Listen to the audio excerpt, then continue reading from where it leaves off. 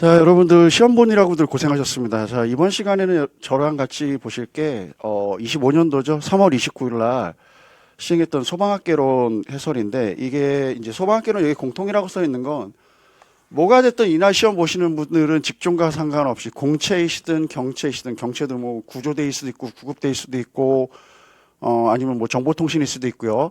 학과일 수도 있고, 이게 전부 다 공통으로 보는 과목입니다. 이번 시험에서는 좀 특징이 재난관리가 조금 적게 나왔다. 그리고 문제가 전체적으로 난이도죠. 난이도가 전체적으로 되게 많이 상승을 한 편입니다. 그리고 조금 이제 디테일한 부분까지 많이 등장을 했다요. 그래서 일단은 보시면은 연소 이론 자체로는 대략 한 6문제쯤 6문항 정도가 등장했고, 화재 이론이죠. 화재 이론이 7문항인데 여기에 이제 플러스 2개가 들어가는 게 뭐냐면 화재 조사. 근데 저는 앞으로도 그렇고 올해도 그렇고 화재 조사에서 그동안에 다루지 않았던 파트가 등장해서 시험 범위가 더 확정됐다라는 개념이 들어갔다는 거예요. 그리고 올해는 작년에 비해서 소화 이론이 조금 더 많이 나왔습니다. 소화 이론이 8문항. 그런데 이 재난 관리죠. 여기 하나밖에 안 나왔어요. 보통은 한 3문항 정도가 등장해야 되는데, 그리고 소방행정이라는 부분 있죠. 소방행정이 뭐 딱 예년과 비슷하게 3문항. 그런데 올해는 이 소방행정에서도 그렇고 소화이론에서도 그렇고 전체적으로 좀 그 난이도 조절을 이쪽하고 이쪽에서, 그리고 여기에서 좀 많이 하지 않았나 싶습니다. 그래서 전체적으로 지금 분위기로는 올해 합격권이 뭐 조심스럽긴 한데 예상이 210점에서 지역마다 편차가 있으니까요. 240점대 전후가 좀 되지 않을까라는 예측이 좀 지배적이에요. 물론 올해 또 논란이 되는 문제들도 많이 있고, 근데 논란이 되는 부분에 대해서는 구체적으로 설명을 다시 한번 이제 문제를 풀면서 드리겠지만, 소방청은 아마 그렇게 발표할 거예요. 행정법 그 2번 문제 정도를 빼놓으면은 나머지 논란이 되는 건 시험에서 기술에서 표현할 수 있을 정도다라고 표현을 할 확률이 굉장히 높다요. 그거는 사실 소방청에서 조금 더 정교하게 문제를 내야 돼. 이거 1년에 한 번 보는 큰 시험입니다. 1년 내내 준비해갖고 여러분들 보는 시험인데, 시험 자체를 조금 더 정교하게 낼 필요가 있음에도 불구하고 계속적으로 이렇게 내고 있다라는 거 자체는 조금 소방청도 어느 정도는 그 심사숙고를 해야 되는 부분이 아닌가라는 생각을 좀 하죠. 자, 1번 문제부터 보시면은 우리나라 소방 변천에 대한 설명은 옳지 않은 것은 하고 물어봤습니다. 변천이요. 늘 강조드리죠. 소방 역사에 관련된 문제가는 한 문제씩 무조건 나온다. 일단 고려시대라고 하면은 나올 수 있는 단어가 소재, 제가 3단어를 외우라 그랬었죠. 소재, 그 다음에 금화, 제도, 그리고 하나가 더 나올 수 있다 그러면 화통도감이죠. 자, 기본적으로 고려시대는 소방을 소재라고 하였고, 재난에서 벗어난다는 뜻이라고 했습니다. 우리나라 소방행정의 근원이라고 볼 수 있는 금화원제도 혹은 금화제도예요. 금화도감하면 조직을 의미하는 거지만, 금화제도 혹은 금화원제도라고 하면 이 근간이 됐던 제도 자체가 들어오는 거예요.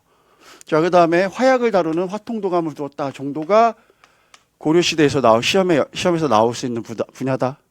자, 그 다음에 조선시대 보시면은 오가를 1통으로 묶어서, 이거 오가 작동법이라고 그러죠. 오가를 1통으로 묶어 우물을 파고 물통을 준비하도록 하는 오가 작통제를 시행하고, 자, 1426년입니다. 세종. 자, 이거는 크게 중요하지 않다 그랬습니다. 사실은 뭐 2월, 여기는 6월이라고 하는 설이 있고요. 2월, 5월 설이 있고요. 3월, 5월 설이 있고요. 3월, 8월 설이 있어요. 근데 뭐가 됐든 간에 금화도감이 수성 금화도감보다는 앞이다. 근데 지금 시험에서 이거 달에 쓴 게 처음이에요. 여기서 2월하고 6월이라고 썼으면 앞으로 이제 이걸로 통일될 확률이 좀 높아졌다요. 기존에는 이거 월 단위는 학설마다 조금 나눠질 수 있었던 부분인데, 일단은 시험에서 이렇게 한번 나왔다 그러고, 이거 뭐 당연히 맞는 지문으로 잡을 테고요. 그럼 이제 이걸로 통일되겠다라는 의미를 갖고 있다라고 보셔야 되고, 다음 3번에 일제강점기가 나옵니다. 이거 1925년 최초의 소방서인 경성소방서. 저희 수업에서 맨날 이것만 강조했죠. 뭐 저도 주로 이것만 강조합니다. 왜냐하면 최초의 소방서가 생긴 게 가장 의미가 있죠. 그런데 조금 여기서 저는 좀 지엽적이다라고 보는 게 이후 1938년 부산과 평양에 소방서가 개소되었으며 자 이게 1938년이 아니라 1939년이죠. 그 다음에 1941년에 청진소방서가 개소가 되고 44년에 용산, 인천, 함흥 그리고 45년도에 그 성동소방서를 끝으로 해서 일제시대 때 8개 소방서가 개소가 됩니다. 일제시대 때 이 소방서 개소된 숫자하고 날짜까지 다 외워라 해서 사실은 저는 이게 답이긴 한데 굉장히 좀 지엽적이었구나라는 생각을 좀 하는 편이에요. 그런데 어쨌건 1번, 2번이 너무 명확해요. 그럼 2번을 일단 여러분들이 뒤에 거를 몰랐다 예컨대 그러면 일단은 체크를 해두고 제가 항상 시험 볼 때 체크를 해두고 가라 그랬죠. 자 그럼 다음에 이제 4번 지문을 보시면 미군정 시대예요. 근데 저는 사실 요게 조금 그 문해력까지 요구하는 그 지문을 만든 상태라 굳이 이렇게까지 시험 문제를 냈을 필요가 있었을까라는 생각도 들긴 하는데 또 여기 입장에서는 출제기관 입장에서는 여러분들이 공부들을 워낙 많이들 하시니까 조금 더 한 차원 어렵게 내기 위해서 이렇게 그 말을 비틀지 않았을까라는 생각을 해요. 1946년 소방부 및 소방위원회를 설치하고 자 여기까지는 늘 공부하던 단어 거의 그대로일 거예요. 그리고 소방조직 및 소방 업무를 경찰로부터 독립해서 자치소방체제로 전환했다. 자 이거 미군정 시대 가장 의미 있는 일이죠. 자 그런데 47년 중앙소방위원회에 집행기구로 자 우리 뭐라고 배우느냐 집행기구로 중앙소방청이 설치되었다 이렇게 배우죠. 그런데 뭐라고 배우냐면 앞에 거를 빼죠. 1947년도에 집행기구로 그럼 이거를 이 중앙을 앞으로 뺀 거예요. 중앙소방위원회의 집행기구로 그래서 중앙소방청이라는 단어를 저렇게 바꿔서 쓴 것뿐입니다. 그런데 지금 여기 같은 경우는 이 연도수가 너무 명확하게 틀리죠. 그런데 이게 연도수로 보면은 몇 개월 차이가 안 나요. 한 4개월, 5개월 차이 막 이렇게밖에 안 나는데 뭐 49년, 41년, 그 다음에 44년, 45년까지 해서 그 소방서가 개시된 그 연도수를 다 외워라. 이렇게까지 문제를 굳이 냈을 필요가 있나라는 생각이 드는데 어쨌건 이게 최근에 이제 여러분들이 역사 문제가 나오면 워낙에 잘 맞히시기 때문에 일부러 조금 더 특히 그러니까는 4번과 3번 지문이 이 안에서는 1, 2번 지문은 너무 명확하고 3번과 4번 지문이 경합할 수 있었는데 이거를 그 국어적인 문해라고 표현돼 국어적인 이해 사실 제가 늘 수업할 때도 얘기하죠. 한글 자체는 쉬운데 국어라는 말 자체는 굉장히 여러 가지 의미를 내포하는 언어이기 때문에 좀 어렵다라는 표현을 했는데 그것까지도 같이 감안을 했어야 되는 문제입니다. 다만 이제 힌트가 있다 그러면 연도수가 너무 명확하게 틀려서 더 이상 뭐 이렇게 뭐 논란의 여지는 없었는데 다만 문제를 출제하는 기간에 뭐 뭔가 고뇌가 좀 있었구나라는 정도로만 여러분들도 이해를 해주셨으면 좋겠습니다. 다음 2번 문제. 이거는 그나마 여러분들이 여기서 올해 문제 중에 가장 쉬운 유형 중에 하나죠. 물소화약제 첨가제입니다. 그 중에서 옳지 않은 거 찾기입니다. 근데 여기 뭐라고 되어 있느냐? 제일 중요한 거 동파 및 응고 현상. 그럼 동결 방지제죠. 동결 방지제. 자, 일단 염화칼슘. 사실 염화칼슘은 소화 배관에는 쓰지 않습니다. 왜냐하면 얘를 넣으면은 그 녹슬죠. 소화 배관에는 쓰지는 않으나 동결 방지제는 맞다죠. 동결 방지로는 맞죠. 자, 그 다음에 글리세린이라는 게 등장했습니다. 글리세린이나 프로필렌 글리콜 얘네 두 개는 주로 스프링클러죠. 스프링클러 설비에 동결 방지제죠. 자, 그 다음에 만약에 이제 뭐 다른 그 소화 배관에다 쓰는 동결 방지제 뭐 이런 게 있으면 좋겠는데 이제 그 다음에 나오는 게 폴리에틸렌 옥사이드라는 건데 폴리에틸렌 옥사이드는요 고분자 물질인데 화장품이나 의약품의 약재로 많이 쓰이고 소방에서는 주로 유화제로 많이 쓰입니다. 유화제. 뭐 유동화제로 쓸 수도 있긴 한데 주로 이제 유화제로 좀 많이 분류가 되죠. 얘는 동결 방지하고는 상관이 없다. 어떤 막을 형성해주는 그런 용도로 쓰인다죠. 자, 그 다음에 이제 3번으로 넘어가시면 이렇게 문제가 나왔습니다. 소방 행정이에요. 올해는 특이하게 소방행정에서 세 문제가 다 채웠습니다. 원래 그 기본적인 배분 비율로 보면. 자, 보기에서 모두 고른 것은 하고 나왔습니다. 첫 번째 가외성. 자, 우리 늘 얘기하죠. 소방은 뭔가 좀 남는 것 같지만 더 갖고 있어야 돼요. 그 다음에 긴급성. 긴급하면 출동해야 되죠. 신속성, 그 다음에 정확성 혹은 신속성, 대응성 이렇게 표현되죠. 그 다음에 전문성. 누가 봐도 어쨌건 소방관들이 저희들보다는, 저 같은 일반인보다는 훨씬 더 민첩하고 불에 대해서 더 잘 알고 소화 약품에 대해서 더 잘할 것이다 라는 우리가 기대를 갖고 있다고 그랬습니다. 그랬을 때 여기서는 기역, 니은, 디귿, 리을이 다 맞는 지문이 돼야 된다입니다. 자, 그리고 이제 4번도 소방행정 쪽의 문제인데, 민간 조직은 민간 소방 조직입니다. 지속적으로 변천되어 왔다. 민간 소방 조직의 변천 순서로 옳은 것은 하고 물어봤습니다. 사실 이 문제는 좀 저도 제가 생각해도 와, 이렇게까지 지엽적인 걸 다 끌어내야 되나. 저희 기본서에 보시면은 경방단이라는 게 1939년으로 돼 있어요. 그리고 소방대라는 게 이게 1948년도에 국가소방조직으로 바뀌면서 소방계 안에 소방대를 둡니다. 그럼 대략 1948년쯤으로 잡아야 돼요. 그리고 난 다음에 이 소방대하고 이 그 경찰단하고 또 묶어서 언제냐 하면 6.25 전쟁 이후죠. 1951년도에 방공단이라는 걸 두게 됩니다. 방공단으로 좀 명칭을 바꾸죠. 이제 방호라는 개념이 좀 들어간 거예요, 소방에. 거기에 청원소방원이라는 게 있는데 이거는 1984년이죠. 이거 어디냐면은 심지어 소방법이에요. 소방기본법이 생기기 전에 소방법 시절에 1984년도에 소방법이 생기고요.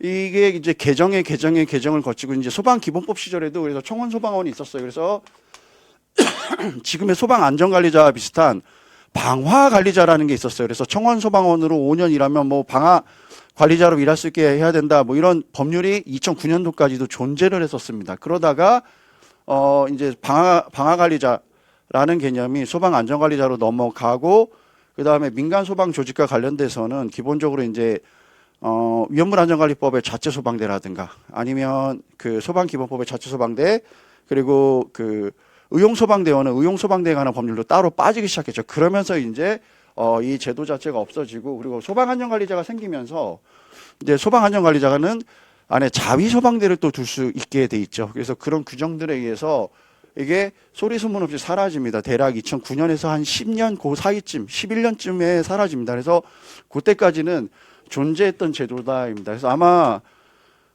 청원소방원이라는 거를 이거 공부를 꽤 하신 분들도 이거 경방단이나 소방대나 방공단은 들어보셨을 텐데 청원소방원은 처음 들어보신 분도 많을 거고 경방단이라는 것 자체도 그렇게 언급을 하지는 않아요. 그래서 저도 기본서 수업할 때 그런 얘기를 합니다.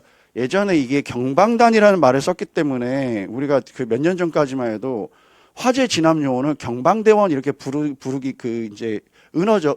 은어라고 보기까지는 어려운데 옛날에 사용하던 용어로 경방대, 경방 뭐 이렇게 많이 부르기도 했다라는 설명 정도를 드렸는데 그게 이렇게 시험 문제에 정확하게 나왔는데 이런 문제 그 소방의 역사 중에서 되게 중요한 것도 많거든요.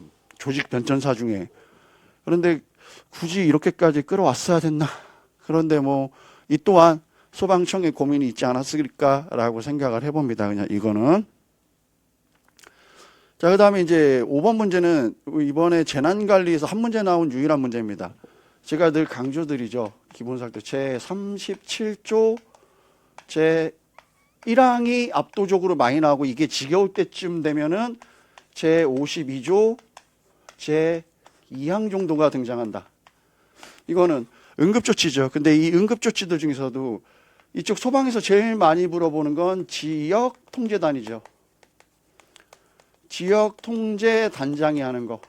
그리고 이거는 이제 현장지휘에 관한 현장지휘와 관련된 건데, 긴급구조 현장지휘와 관련된 건데, 얘보다는 얘가 좀 더 많이 나옵니다. 그랬을 때, 지역통제단장 많이 하는 응급조치가 있어요. 이걸 물어보는 문제예요.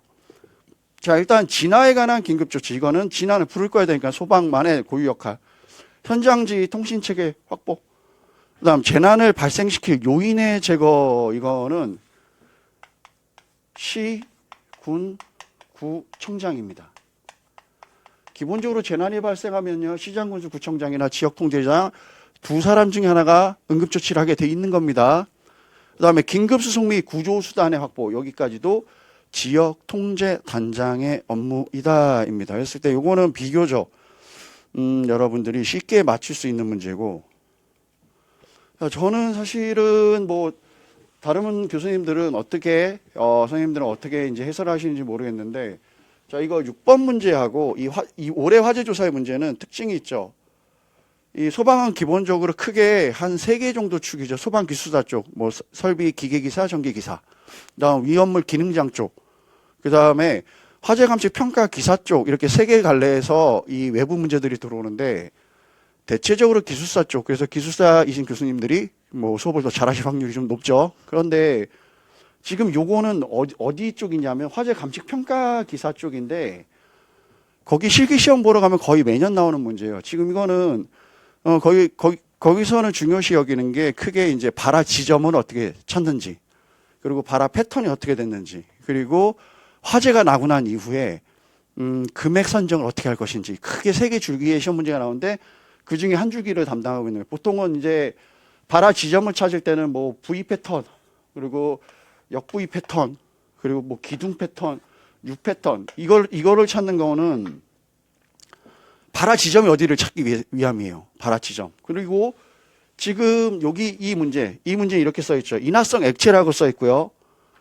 화재는 액체 가열물이 바닥에 흐르거나 살포된 부위가 집중적으로 소회되고 탄화 경계가 뚜렷이 나타내는 특징이 있다. 보기에서 설명하는 화재 패턴으로 오는 것은, 이거는 인화성 액체에 의해서 화재가 났는데 화재가 어떤 형태로 번졌는지를 찾는 그런 유형의 문제입니다. 소방학개론 시험에서는 첫 문제고요. 실질적으로는 첫 문제고요. 화재 감식 평가 기사 쪽에서 실기 시험을 보러 가시면 매년 나오는 문제.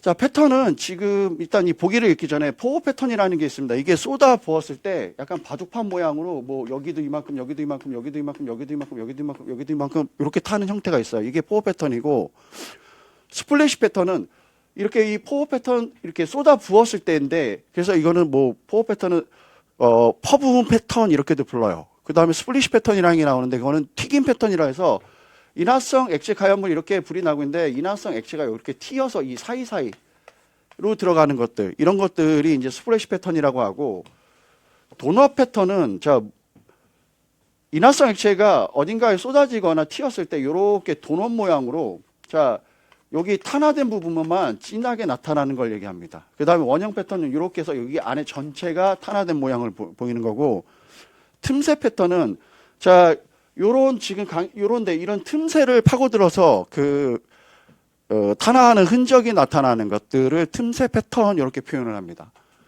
자, 그럼 여기서 이제 보기는 뭘 설명하고 있는 거냐? 인화성 액체가 쏟아지면서 나타나는 패턴이었다. 그러면은 포호 패턴이 맞는데, 쏟아지면서 주변으로 튀거나 연소되면서 발생하는 열에 의해서 가열되어 액면이 끓고 주변으로 튄, 자, 이거는 튀김 패턴, 틴 패턴이라고도 표현을 합니다. 틴 액체가 포호 패턴의 미연소 부분에 국부적으로 점처럼 연소되는 흔적을 말했다. 그럼 여기서는 스플래시 패턴이라는 표현을 씁니다.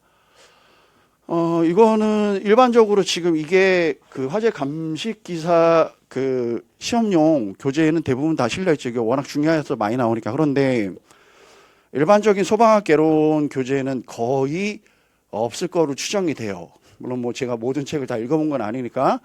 그렇지만 뭐 지금 상태로 봐서는 이 얘기는 뭐냐면은 화재 감식 평가에서 좀 중요시 여기는 것들을 시험 범위로 확장시키겠다요.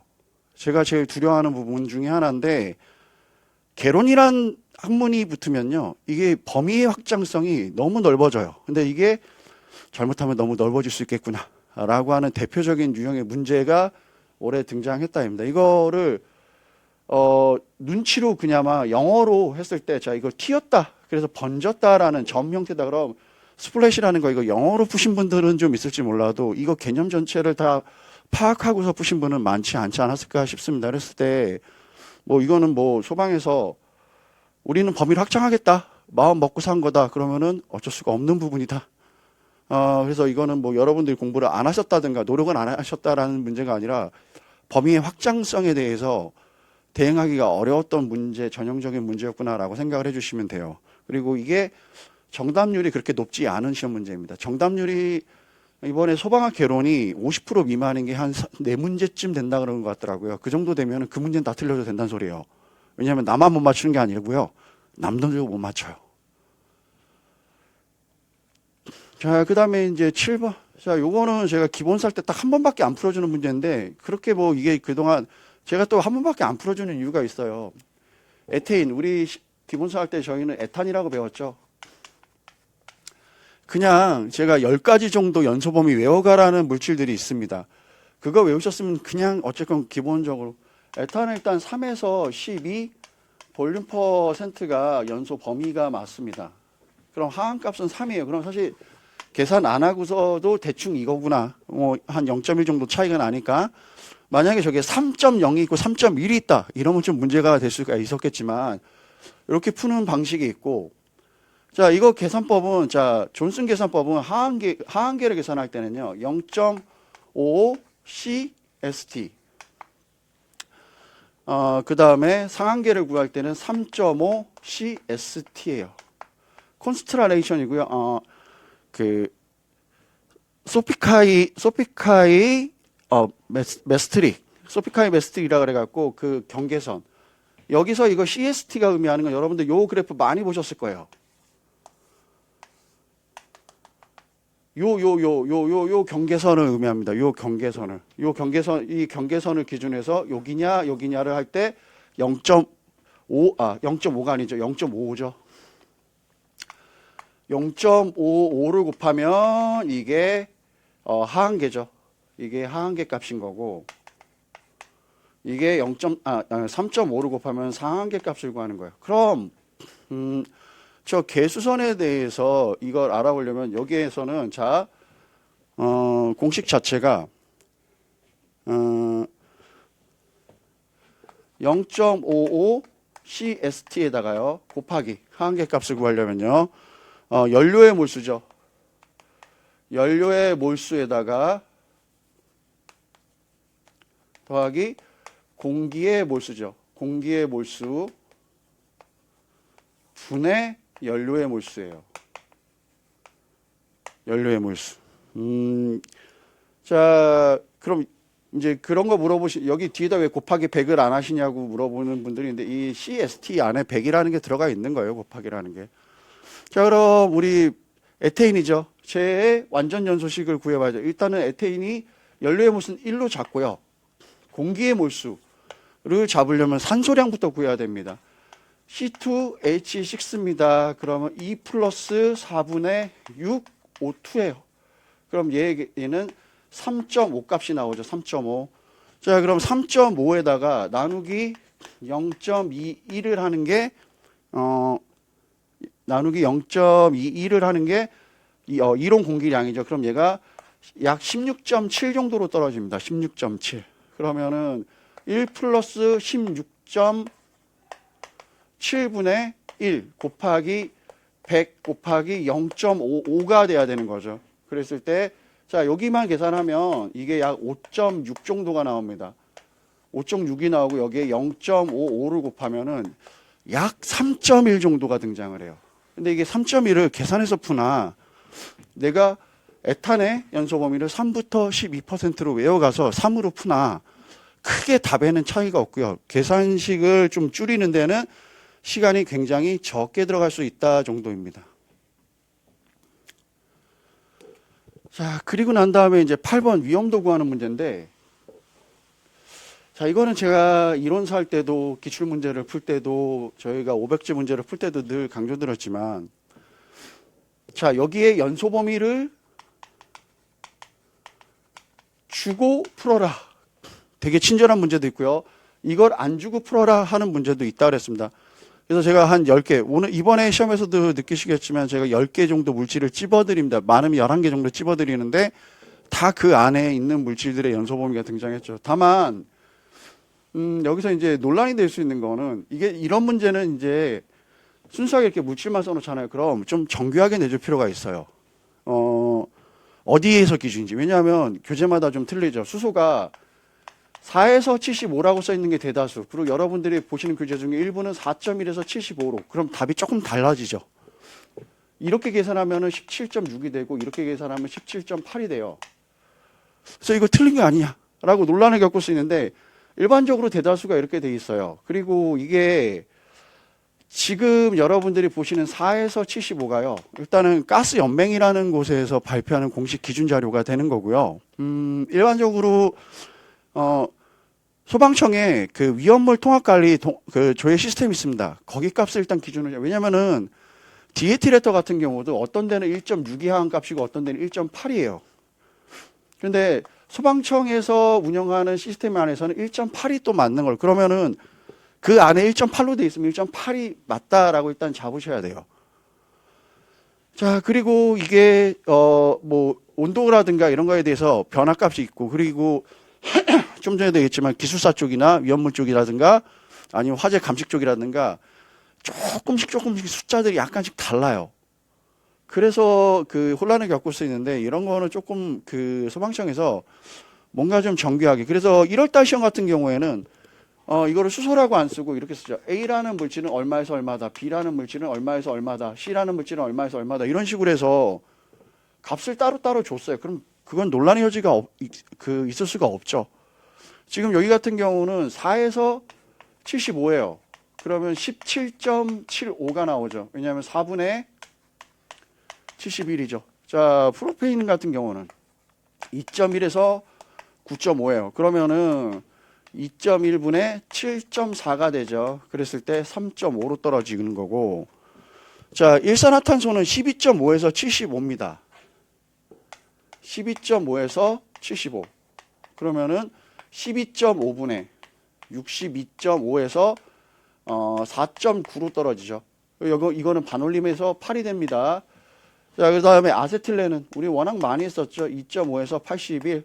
그래서 2.1분의 78.5 하면은 31.4로 떨어진다예요. 했을 때 이거는 그냥 뭐 시간을 좀 뺏길 수 있는 문제고, 그리고 요거를 나는 수소가 4.1이어서 이거 17.6이어서 기억이 틀렸어야 된다라고 생각하시는 분들도 기억을 빼고 나면 니읒 디귿밖에 없고 여기 모두 구르라 그랬는데 리을 같은 경우도 들어가 있죠. 그랬을 때 답을 유추했을 때 4번밖에 나올 수가 없어요. 조건적으로. 그래서 조금 더 정교하지 못했던 거는 아쉽기는 한데 이럴 때는 일반적으로 외우는 거. 그리고 본인 교재가, 왜냐하면 그거는 교수님들 그 교재를 쓴 저자도 잘못한 게 아니에요. 자기가 공부하는 분야에서는 그걸 그렇게 쓰기 때문에. 그랬을 때 한 번 더 물어보고 한 번 더 확인할 필요는 좀 더 있지 않았을까 싶습니다. 그랬을 때 열심히 공부한 친구들이 뭐 이런 것 때문에 좀 혼란을 겪는 게 좀 안타깝긴 한데, 저는 뭐 하여튼 개인적으로는 소방청이 좀 더 정교하게 냈어야 된다라고 보는 입장입니다. 다음 9번 보시면 고체가연물인 피르크산입니다. 피르크산이 제5류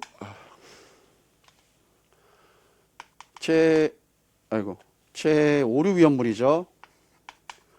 제5류 위험물들 중에서도요, 트리나이트로 페놀이죠.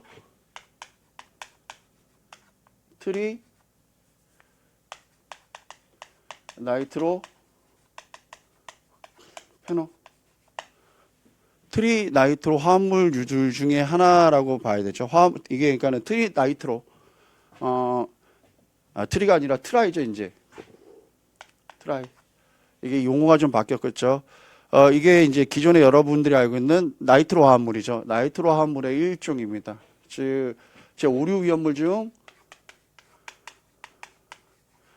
나이트로 화합물을 여러분들이 열심히 외우셨을 거예요. 그 중에 한 종류죠. 그럼 얘는 자기연소죠.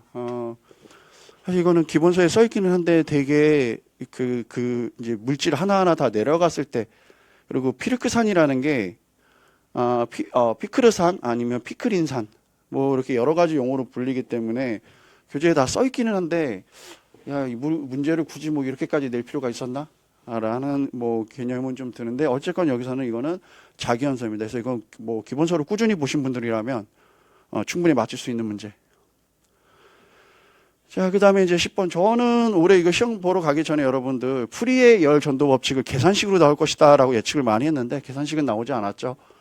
자, 열 전도 법칙에 따라 물질을 통해 전달되는 열량에 대한 설명을 옳지 않은 것은 1번. 물질의 두께의 비례가 아니라 반비례죠. 자, 이거 프리의 전도 법칙은 K, A, L분의 T2 마이너스, T1 마이너스 T2 이렇게 하죠. 그럼 여기는 자, 열 전도 계수라는 상수값을 주는 거고 이게 면적이죠. 얘는 두께입니다. 그리고 여기는 온도죠. 그럼 자, 전열 면적이 여기 있죠. 면적에 비례한다. 온도 차에 비례한다. 전도율. 여기서 말하는 전도율이 이제 K 값이 되죠. 전도율에 비례한다. 그럼 두께에는 나누니까 반비례한다. 이렇게 표현이 돼야 돼요. 자, 그 다음에 이제 11번 이거 늘 강조드리는 유독성 가스 문제죠. 연소시 발생하는 황화수소에 대한 설명으로 옳은 것은 1번 달걀 썩은 내가 나는 가연성 가스다. 가연성이고 달걀 썩은 내가 난다. 제가 늘 강조드렸죠. 여러분들이 알고 있는 LPG나 아니면은 LNG는 원래 무생 무치 무미예요. 근데 그게 샜을 때 어떤 썩음썩음한 냄새가 나요. 그게 부치제로 황화수소를 넣어서 난다라고 얘기했었습니다. 그래서 걔가 들어가면 아주 소량이 들어가죠. 그 썩은 냄새 때문에 아 얘가 새고 있구나 안다라고 얘기했었죠. 그랬을 때 황화수소가 1번이 돼야 되고요. 2번 폴리어마빈이 있습니다. 연소할 때 발생되는 맹독성 가스. 그럼 얘는 우리 포스겐 설명하는 거죠. 포스겐. 다음 청산가스라고도 하며 동물의 털이 불완전 전투할 때 얘는 사이아나 수소죠. 자, 황을 포함하고 있는 유기물질이 완전 연소하면 이산화황, 불완전 연소하면 황화수소가 등장한다 그랬습니다. 그랬을 때 완전 연소했으니까 얘는 이산화황 이렇게 등장을 해야 된다라고 표현이 돼야 되죠. 자, 그리고 난 다음에 이제 요 문제 계산식이죠. 표준 상태라고 하면 자, 우리 통상 표준 상태 하면은 0도씨 1기압입니다. 이게 표준이죠. 그다음에 상온이다 그러면은 20도라고 주장하는 데도 있고 21도라고 얘기하는 데도 있는데 통상 뭐 요게 조금 더 맞다는 표현들을 많이 씁니다. 여기에 1기압이에요. 그런데 표준 상태니까 일단 0도씨 1기압입니다. 거기서 2몰에 그러니까 메탄인데 메테인이 2몰이 완전 연소했다. 그럼 일단은 1몰의 메탄으로 완전 연소식부터 구하셔야 되죠. 자, 이렇게 되고 2분의 4 H2O가 되죠. 그럼 여기 값이 2가 됩니다. 그런데 여기 앞에 2가 붙으면 어떻게 한다? 타 곱하기 2 곱하기 2 곱하기 2 하면 된다 그랬습니다. 그러면은 얘는 4몰이죠. 4몰이 되는 거고. 자, 모든 기체 1몰은 22.4리터입니다. 그러면은 여기다 곱하기 22.4 하면 되죠. 그렇게 됐을 때 89.6리터가 나온다입니다. 89.6리터. 그러면은 뭐 이거는 뭐 그렇게 어려운 유형의 문제는 아니죠. 자, 요거 같은 경우는 헷갈리시면 안 되는 문제죠. 자, 내화조 건물의 가학도를 판단하기 위한 주요 요소 중 화재 지속 시간을 산정하기 위한 인자로 옳지 않은 것. 자, 일단 가옥도 우리 화재 심도는 어떻게 구하냐? 최고 온도 곱하기 지속 시간이에요. 그럼 카테고리 그리고 이 지속 시간 안에 영향을 미치는 요소를 찾아라요. 아닌 거. 근데 최고 온도가 이미 여기 빠져 있어요. 그럼 얘가 당연히 여기서 그냥 답이 나오셔야 돼요. 답이 나오셔야 되는 상태이고. 자, 그다음에 그 시간의 지속 인자는요. 바닥 면적이죠. 바닥 면적이 크면 클수록 길어지죠. 그리고 바닥 면적이 작으면 짧아지고요. 자, 계구부의 이 높이가 온도가 높으면 빨리 타죠. 그리고 온도가 낮으면 늦게 탄다. 그리고 계구부의 면적이 크면 빨리 타죠. 그럼 지속 시간이 짧아지겠죠. 자, 높이가 높으면 좀 더 천천히 타겠죠. 그럼 지속 시간이 길어진다. 자, 길어지는 것도 짧아지는 것도 다 영향인자예요. 그런데 얘는 아예 따로 빠져 있어야 되죠. 최고 온도는. 그 다음에 이거는 올해 1월달 그 소방학교 시험할 때도 제가 얘기했었습니다. 이걸로 분명히 함정 팔 거라고. 특히 이제 올해 제가 얘기했던 건 여기 세제곱미터 써져 있으면 조심해라 라는 표현까지 했었어요. 그런데 세제곱미터가 안 써 있고 제곱미터로 써져 있죠. 자, 건물의 지하층에서 화재가 발생할 경우 화재 하중입니다. 화재 하중은 자, 가연물의 화실이죠. 화실의 바닥 면적이에요. 바닥 면적 곱하기 나무죠. 나무의 발열량입니다. 자, 분해 가연물의 양이죠. 양 곱하기 가연물의 발열량. 자, 네 가지 조건이에요. 일단 가연물의 양 여기 있어요. 얘는 맞죠? 킬로그램. 자, 그러고 난 다음에 필요한 게 자, 화재실의 바닥면 건축물의 연면적이 아니라 건축물의 연면적은 자, 연면적 바닥면적 구분하셔야죠. 바닥면적은 여기만 타는 거. 연면적은 층마다 다 타는 거 합친 거죠. 그래서 화실의 바닥 면적이지 건물의 연면적은 아니다요. 그래서 나무, 목재의 발열량입니다. 목재의 하중이 아니죠. 일단 여기 또 이것도 틀렸죠. 이거 자체가 킬로칼로리가 돼요. 킬로칼로리. 킬로그램당 퍼 킬로칼로리가 돼야 되죠. 그랬을 때 얘는 킬로칼로리 퍼 킬로그램. 자, 단위 가연물의 발열량. 이렇게 돼야 되죠. 그랬을 때 지금 기억하고 리을 두 개만 맞는 지문이 돼야 된다입니다. 그러면 아니죠. 필요하지 않은 항목이죠. 그럼 지금 옳은 게 이런 게, 이 문제는 잘못하면 2번으로 잘못 썼을 실수로 틀렸을 확률도 있겠네요. 보니까는. 자, 필요하지 않은 항목. 그럼 얘네 두 개가 필요하지 않죠. 그렇게 해서 2번. 맞는 거 찾으라 그러면 2번이 돼야 되죠. 틀린 거 찾으라 그러면 3번이 돼야 되고. 올해는 국어적으로 뭔가 헷갈리게 하려고 굉장히 많이 노력한 그 시험의 해 중에 하나구나 생각을 해주셔야 돼요. 자, 그 다음에 이제 15번 유형을 보시면 제가 올해 시험 보러 가기 전에도 누누이 얘기했습니다. 제 오류 위험물 때문에 지정수량이 덜 정해졌죠. 오류 위험물. 그래서 올해는 지정수량 숫자 나오는 문제 대수 쓰면 안 나올 거라고. 나와도 3류나 아니면 뭐 1류나 뭐 이런 식으로 정해져 있는 것만 나오고 오류 위험물은 안 나올 거다. 그래서 대수 쓰면 그 비고 부분이 나올 거다라고 얘기했던 문제 중에 하나입니다. 인화성 고체라 하면 고용 알코올, 그 밖에 일기압에서 인화점이 40도 미만인 고체를 말한다. 다음 제2일 석유류라 하면 아세톤 휘발유, 그 밖에 일기압에서 인화점이 21도 미만인 것을 말한다. 특수인화물이라 하면 이황화탄소, 디에틸 에터, 디에틸 에테르. 지금은 이제 이거 에테르를 에터로 용어가 좀 바뀌어 있죠, 사실은. 그 밖에 일기압에서 발화점이 100도씨 이하인 것 또는 인화점이 섭씨 영하 20도 이하고 B점이 40도 이하인 것을 말한다. 자연발화성 및 금속성 물질이라 하면 고체 또는 액체로서 공기 중에서 자, 발화의 위험성이 있거나 여기까지 맞죠. 산이 아니라 물이죠. 물과 접촉해서 발화하거나 고압 수증기가 아니라 가연성 가스죠.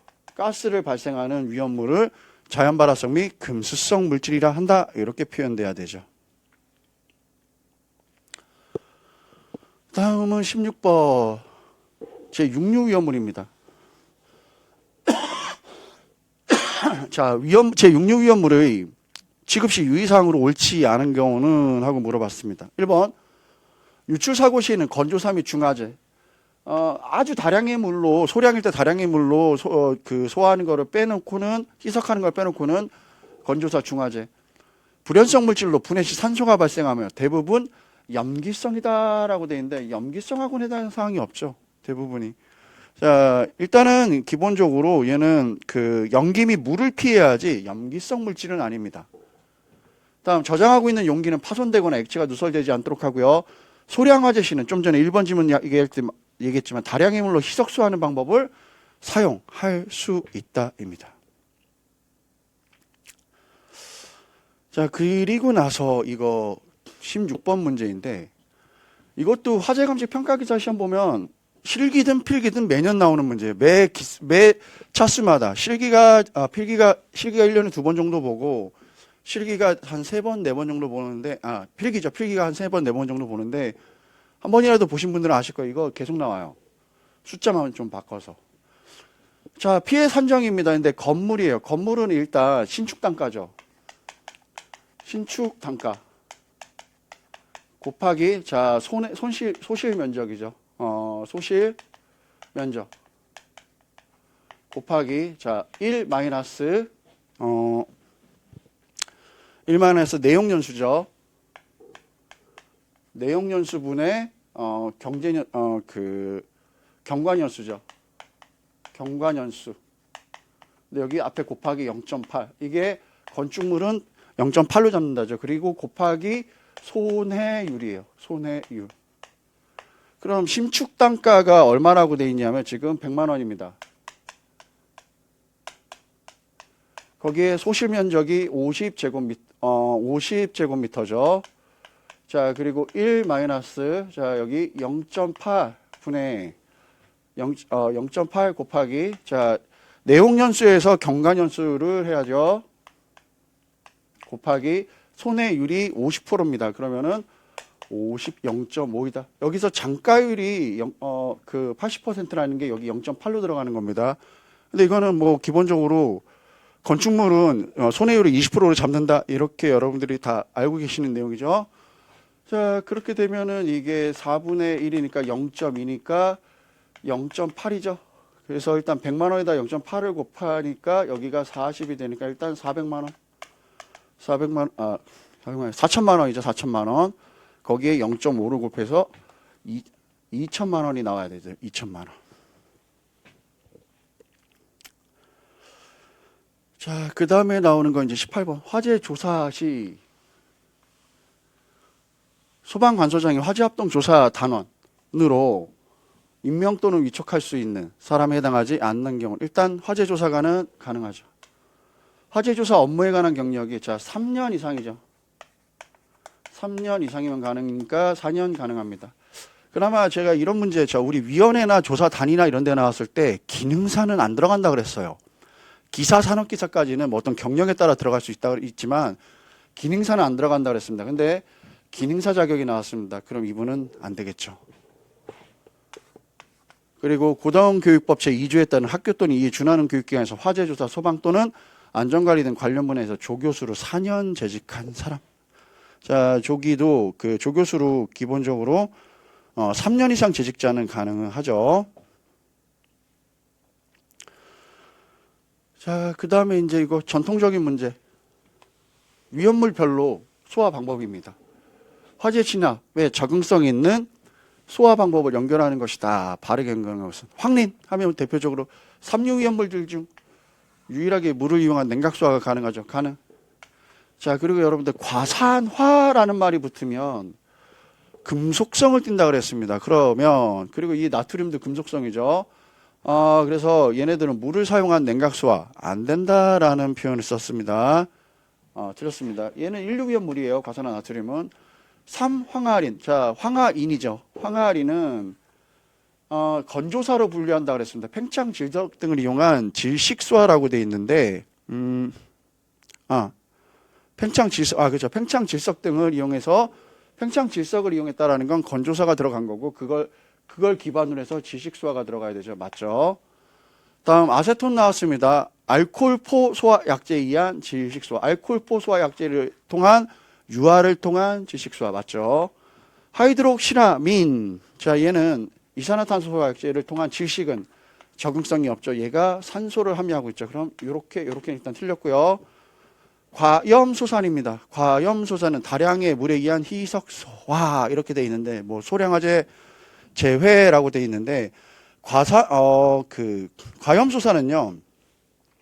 물과 만나서 발열 반응이 있습니다. 그래서 다량의 물을 이용한 희석소화가 가능한 건 과염소산이 아니라 과산화수소를 의미하고 있는 과산화 제6류 위험물질 중에서 그랬을 때 얘도 틀린 지문이 된다. 그럼 여기서 맞는 건 기역, 디귿, 리을 세 개가 맞아야 되죠. 자, 그 다음에 나오는 게 이제 피난 구조 설비입니다. 자, 방열복 하면은 피난 구조 설비들 중에 인명 구조 기구죠. 재현 설비는 소화 활동 설비입니다. 공기호흡기는 피난 구조 설비들 중에 인명 구조 기구. 연소 방지 설비도 소화 활동 설비예요. 소화 활동. 그랬을 때 제가 소방학개론에서는 이게 이런 유형의 문제가 나오면 소화 활동 설비만 다 외우고 있어도 어떻게든 답을 찾아가게끔 내비게이션처럼 만들어준다 그랬었죠. 그 전통적인 유형 문제구나라고 생각을 해주시면 돼요. 자, 그 다음에 요 문제는 한 번만 생각을 좀 해보셨으면 되는데 이게 너무 틀에 박히게 외우셔갖고 틀리시는 부분들도 분명히 계셨을 거예요. 그렇지만 그게 제가 늘 강조드리지만 소화이론이 뭐로 딱 안 떨어져요. 딱 떨어지지 않습니다. 주된 소화 효과가 있고요. 부수적인 소화 효과가 있고요. 이거를 섞는 문제들도 있어요. 그럼 사실은 그거는 난이도 조절을 위해서 일부러 섞는 것 뿐인 거지 특별할 건 없어요. 근데 이제 거기에 속아 넘어가면 소방청은 되게 좋아는 하겠죠. 근데 이게 과연 좋아할 만한 일인가라는 생각은 해요. 자, 일단 보시면 3종 분말입니다. 3종 분말 소화약제. 자, 그럼 쟤는 일단은 어떤 소화 효과가 있냐면요. 질식, 냉각, 그 다음에 희석, 방진, 그리고 부촉매, 탄화,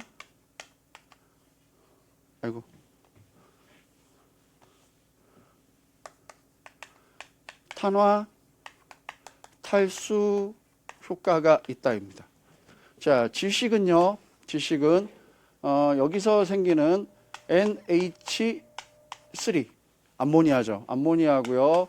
수증기죠. 수증기에서 질식 효과가 있을 수 있다요. 냉각 효과는 여기서 수증기가 생기죠. 얘가 냉각 효과가 있다. 그 다음에 희석은 기본적으로 여기서 나오는 게 그 고체의 미분입니다. 먼지죠. 그렇기 때문에 희석 작용을 나타내고요. 방진은 HPO3라는 메타 인산에서 방진이 있고요. 부촉매 소화가 나타나려면은 NH4 플러스라는 암모늄 이온이죠. 암모늄 이온에 의해서 부촉매 소화가 있고 탄화탈수는 오소 인산이죠. 오소 인산에 의해서 효과가 있다. 자, 1번 지문 보시면은 H2O예요. 물이라고 읽기도 하고 수증기라고 읽기도 해요. 냉각작용이에요. 냉각작용도 있고요. 얘는 한 가지 더 추가되는 게 질식이에요. 이게 좀 애매해요. 항상 얘네가 이 물이라는 게 두 가지 소화 효과가 다 있기 때문에 두 개 중에 하나를 써도 틀리지는 않고 두 개를 다 쓰면 더 좋고 약간 이 정도 수준입니다. 다음 방진작용은 HPO3 메타인산이죠. 맞죠? 다음 부촉매 작용이 일어나려면 암모늄 이온이어야 돼요. 암모니아는 생성이 돼요. 근데 암모니아는 어떤 거에 암모니아 자체가 불연성 가스입니다. 그렇기 때문에 질식 작용을 일으키죠. 질식 작용이에요. 얘는 너무 명확하게 틀려 있죠. 부촉매 작용은 아니다요. 자, 그 다음에 H3PO4 메타인산입니다. 그럼 얘는 탈수 탄화 작용에 의해서 소화를 더 이상 불이 번져나가는 걸 막게 한다라는 개념이에요. 그럼 여기서 틀릴 수 있는 건 3번이고 1번 같은 경우는 1번이 왜 틀리냐고 이렇게 의문을 가지실 분들도 있을 수 있는데 1번은 이 수증기라는 건 냉각작용도 하고요. 질식작용도 두 가지 다 한다요. 그럼 두 개 중에 하나만 써놔도 그냥 맞게 봐줘야 된다라고 생각을 하셔야 돼요. 다음은 22번.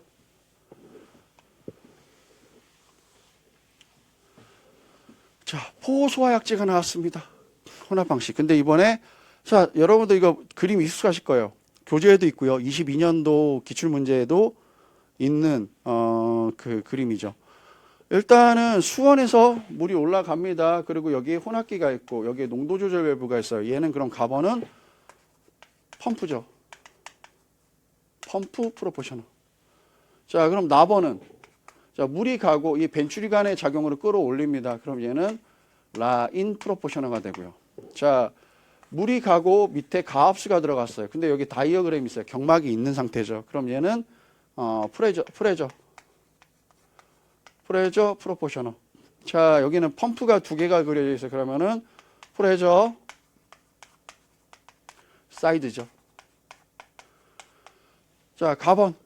펌프 프로포셔널은 주로 화학 자동차에서 많이 사용하는 방식이다. 맞죠?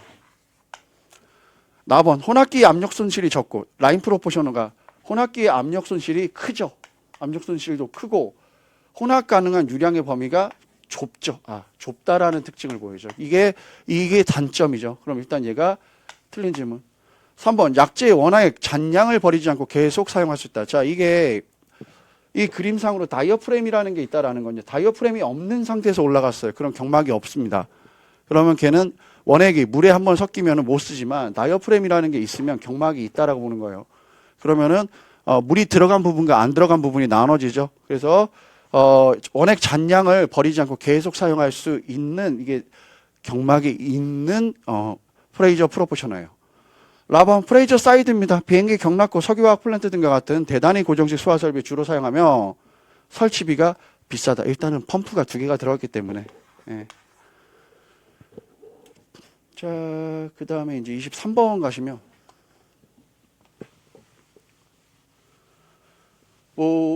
이 문제는 1월달 시험에서도 나왔었고 거의 유사하게 나왔었죠. 좀 단순한 문제이기도 하죠. 자, 기본적으로 보기 현상을 방지하기 위한 대책.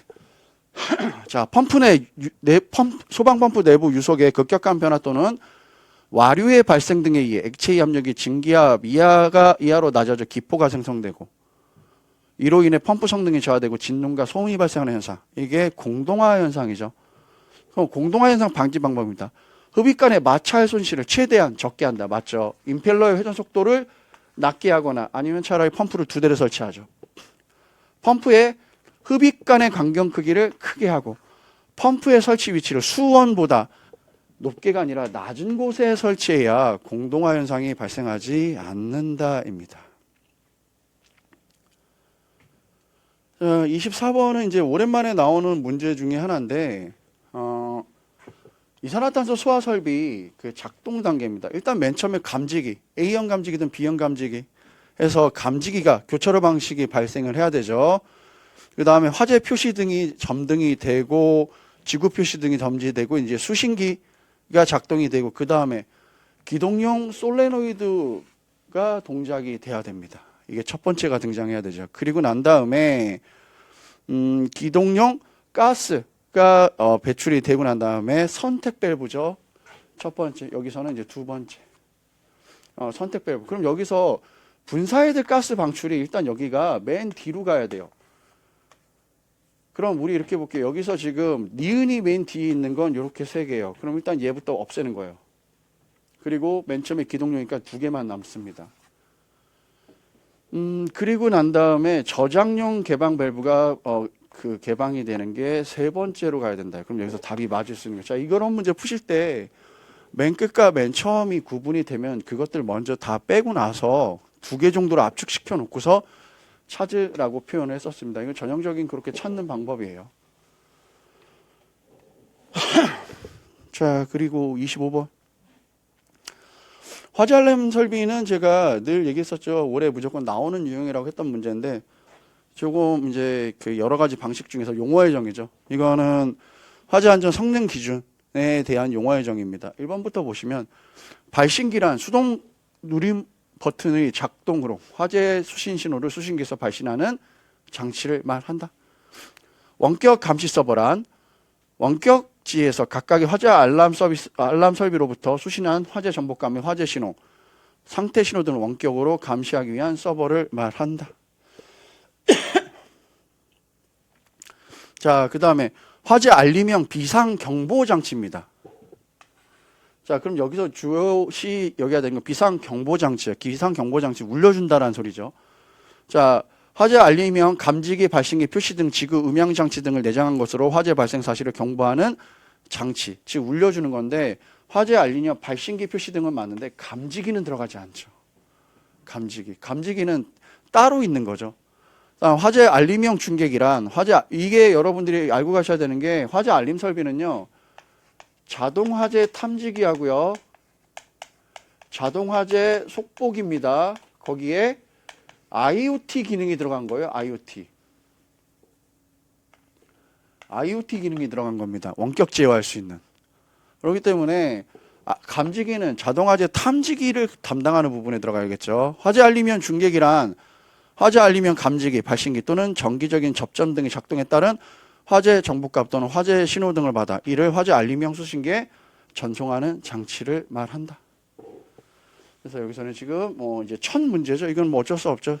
이게 시작된 지가 24년도 12월 1일부터이기 때문에 당연히 첫 문제일 수밖에 없고요.